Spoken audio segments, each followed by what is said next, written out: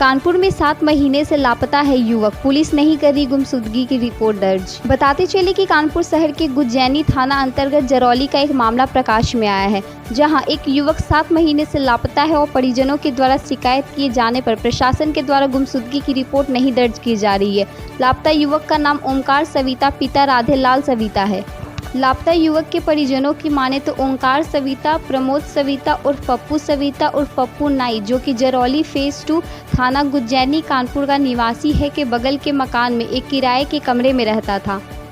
उन्होंने बताया कि पप्पू नाई के द्वारा लापता युवक को बहला फुसलाकर तौड़कपुर समाधि पुलिया स्थित उसके पैतृक मकान को 14 लाख रुपए में बिकवा कर उसे दूसरे जगह प्लॉट दिलवाने के नाम पर सारे पैसे हड़प लिए गए हैं। उन्होंने बताया कि उनके द्वारा पप्पू नाई से लापता युवक के संदर्भ में पूछताछ करने पर वह बहाने बनाकर टाल देता है। परिजनों की माने तो स्थानीय लोगों से प्राप्त जानकारी के अनुसार पप्पू सविता के द्वारा ओंकार सविता का अपहरण करवा दिया गया है। लापता युवक के परिजनों को शक है कि कहीं पप्पू सविता के द्वारा किसी अप्रिय घटना को अंजाम न दे दिया गया हो। परिजनों ने यह भी बताया कि उसके द्वारा इस मामले के संदर्भ में शिकायत दर्ज करवाने हेतु गुज्जैनी थाना जाने पर चौकी इंचार्ज के द्वारा गुमशुदगी दर्ज नहीं की गई।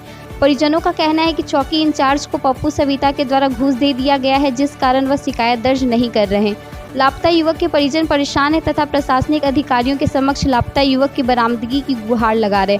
कानपुर उत्तर प्रदेश से संवाददाता ऋषि मिश्रा की रिपोर्ट। मेरा नाम इंद्रपाल है। मेरे मामा का लड़का जो है त्रिवेदी नगर में रहता था, गल्ला मंडी के सामने।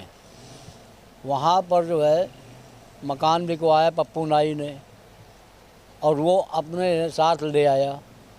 पूरा पैसा अपने अंडर में करके उसको सामने किराए पे मकान पे दिलवा दिया एक ठाकुर साहब के यहाँ। और कुछ दिन तो वो पैसा देता रहा, उसके बाद उसने जो है देना बंद कर दिया। किसने? पप्पू नाई ने। हाँ, उसके बाद जो है इधर उधर वो बेचारा इधर उधार खा जाए, उधर उधार खाता रहा। कुछ दिन बाद पता लगा कि ये गायब है ओमकार। तो हम गए, पूछा पप्पू नाई से, कहने वो दिल्ली चला गया है, आ जाएगा। फिर हम 1 महीने बाद गए तो उसने कहा नहीं, वो बर्रा साथ में है, कहीं आ जाएगा। ऐसे ही हमको टरकाता रहा 3-4 महीने।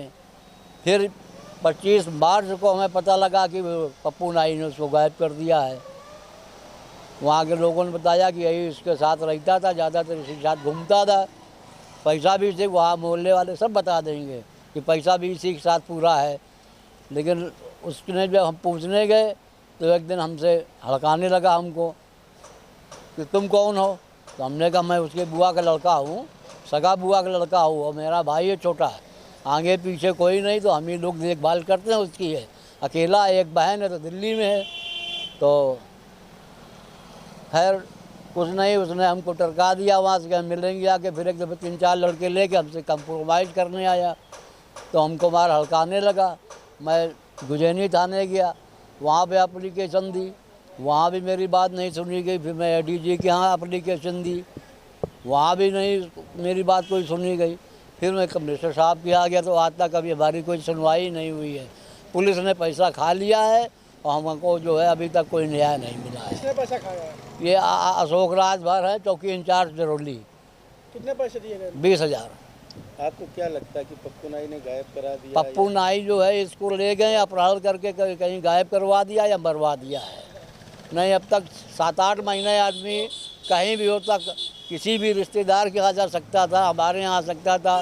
यहाँ तमाम रिश्तेदार रहते हैं, लेकिन सब जगह हमने पता किया तो कहीं वो गया ही नहीं है।